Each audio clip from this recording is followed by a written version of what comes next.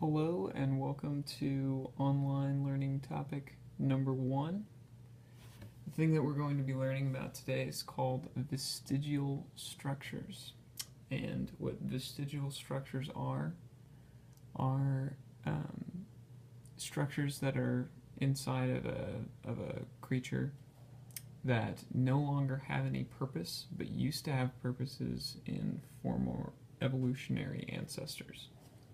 So I'm going to give, in order to explain what a vestigial structure is, I'm going to give examples as to vestigial structures inside of humans that you can still see today, because you have them. One of them is your appendix, which is a little worm-like structure on your large intestine. It's believed that one of our ancestors was a herbivore and needed help to digest plant matter, and the appendix used to help out with that. But since we're omnivores now, we no longer need this appendix, and now it's not doing anything for us.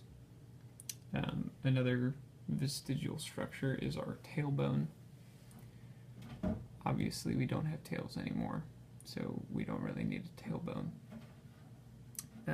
But it's believed that we have a former ancestor that did have a tail and used the tailbone for said tail, and now we have the leftovers of whatever that was.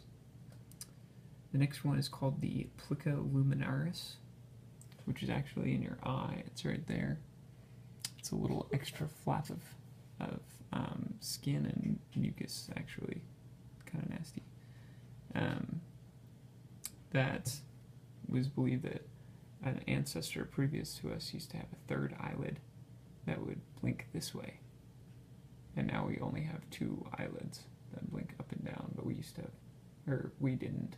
An ancestor of ours used to have an eyelid that blinked this way. Pretty cool. The last one is called the erector pili, and it's inside of your hairs on the very bottom, and it's what causes you to get goosebumps. So when a cold wind blows by, all of your hairs stick up, which isn't doing much for you because you don't have very many hairs. But if we were furry creatures, then the hair sticking up would increase the air between the hairs and insulate us pretty well, containing our own body heat. But now we don't have as much hair, so when we get goosebumps, it's actually kind of counterproductive. But we still have those mechanisms to make our hairs go up. You can see this in like foxes or rabbits or other furry creatures that live in cold environments. You can see their hair